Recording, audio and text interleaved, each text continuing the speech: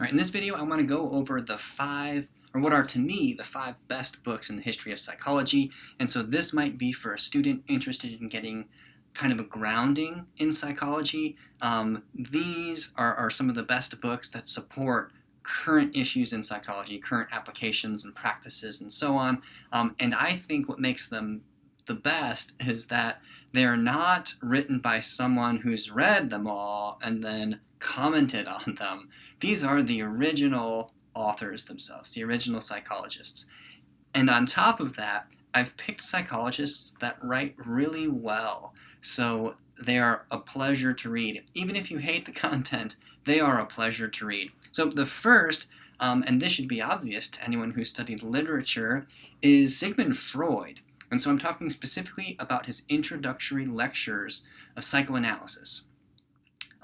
These were given as lectures, and so as lectures, it isn't the kind of dull, stepwise movement of essay writing where you carefully state a point and then support the point and so on. This is delivered, or these were delivered to an audience, and so everything is shorn down to the barest essentials, and it's very descriptive because it's hard to follow along when somebody is talking. So Sigmund Freud is a brilliant writer, he's a brilliant orator, and his lectures are really fun to read. And in these lectures, he introduces an audience of non-experts, so these are like neurologists, which he was himself.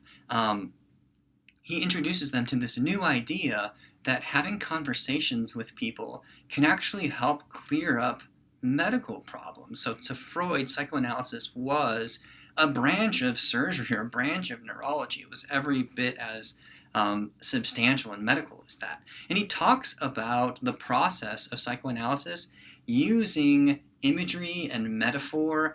Specifically, he talks about a drunk person, like a belligerent drunk person, yelling in the back of an auditorium during a concert, an orchestra or something, and so everyone's like, get him out of here, like, who's this obnoxious jerk? So they kick him out, and in order to be a full auditorium, they need to bring that person back in and introduce them. Hey, this is a concert. You have to behave well, and there's certain protocols. And what he's talking about is the human personality. And there are parts of ourselves that we think are these belligerent drunks, so we kick them out. But the process of psychoanalysis is to bring them back in. So anyway, it surprised me that he talked about that with such language. And throughout this book, he also introduces some of the first case studies that clued him and his associate, his mentor, in on the potential importance of psychoanalysis, which literally means unknotting the soul or unknotting the mind.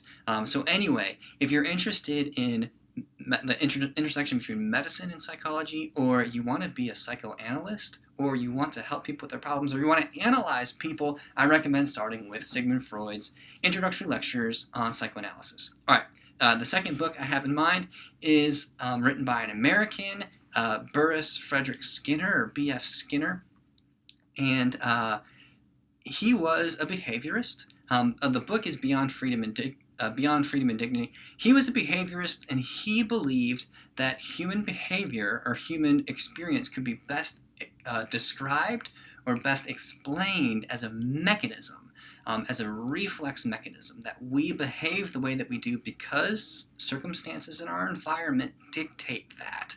We are simply responding mindlessly, as it were, or unconsciously to environmental stimuli. And in order to change our behavior, we need to change those stimuli or create scenarios or train our body to behave in a particular way. And he worked on that process for 40 years, and it's still with us today. But again, what's remarkable is he wrote a bunch of scientific manuscripts, and so he was well represented in the international science of psychology context. But he also wrote books for the general public, and that's what I'm talking about. So Beyond Freedom and Dignity talks about what man is, so not who man is, but what he is, or what humankind are as human beings.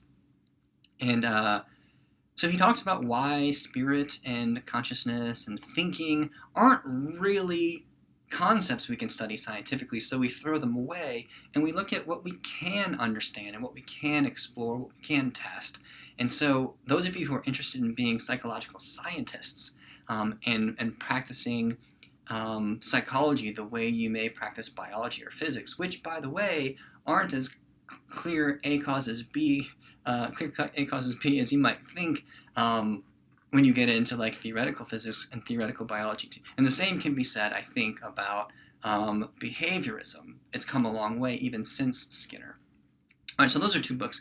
The third book is perhaps the most brilliantly written of all of them, or at least as the most poetically written of all of them, and this is The Principles of Psychology by William James.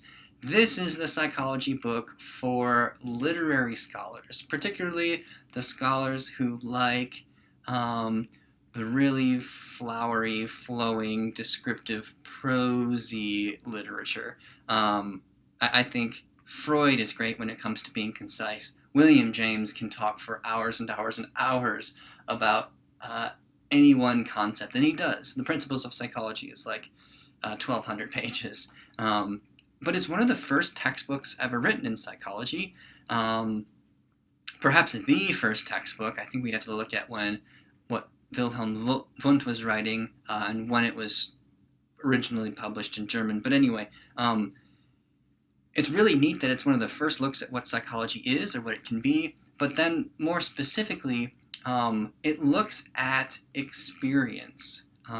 Not what causes some of the concepts or faculties in psychology, but what our experiences are like, and he describes those really beautifully.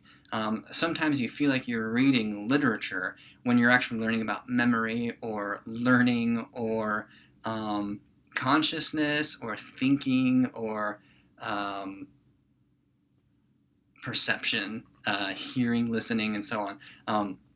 So you can look at Principles of Psychology and Introductory Lectures on Psychoanalysis for free online because they are more than 75 years old. All right, so that's number 3. Number 4, Carl Rogers. So he was an American psychologist, humanistic psychologist. His book is On Becoming a Person, and this is talking about what it means to grow as a human. So what it means to like get older and become more mature and accept yourself in some, like it's about what it means to, sometimes college students talk about finding themselves, like you want to look at Carl Rogers' On Becoming a Person because it's the process of recognizing, understanding, and then accepting who you are. And that to Rogers is the process of psychotherapy. Or I think he just called it therapy. There was no spirit that was being healed. It was simply guiding a person to accept themselves, and that was the whole process. So he talks about the importance of accepting them or even prizing them, like seeing them as another person doing the best that they can. And if you start there, there isn't anything they can say that you say, you shouldn't do that. You'd say, wow, like you're really giving it all that you've got, and that's remarkable.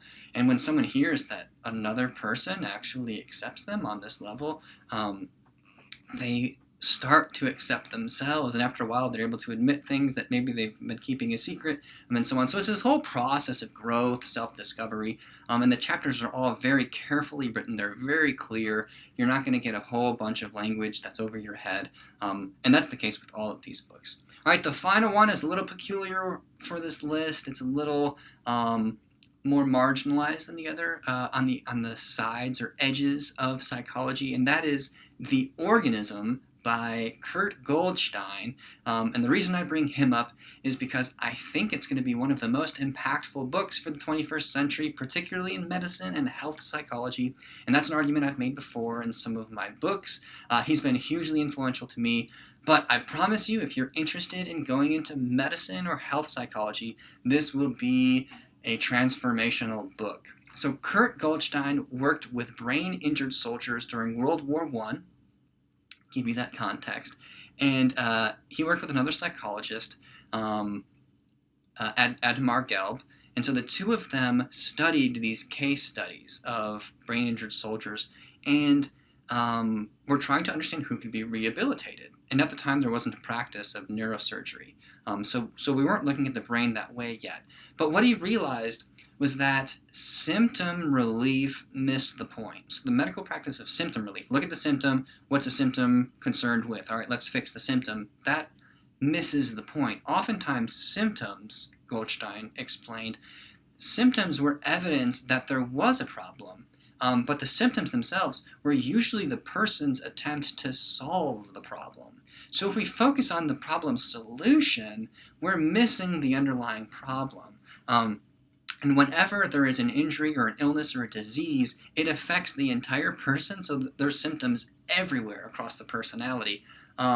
So by focusing on any one, we're missing the kind of underlying point. So he criticized symptom relief, and that's pretty common in medical practice now. But he took it so much further, and that was this idea that you can't change one part of a person's life without changing every part. And that was one of the most profound existential or psychological observations, I think, that was made in medicine at that time. And I think we're still recovering from it. We're still trying to, not recover from it. We're still trying to understand the significance of that and how it can be applied. And that's one of the things that I've been working on for the last decade or so.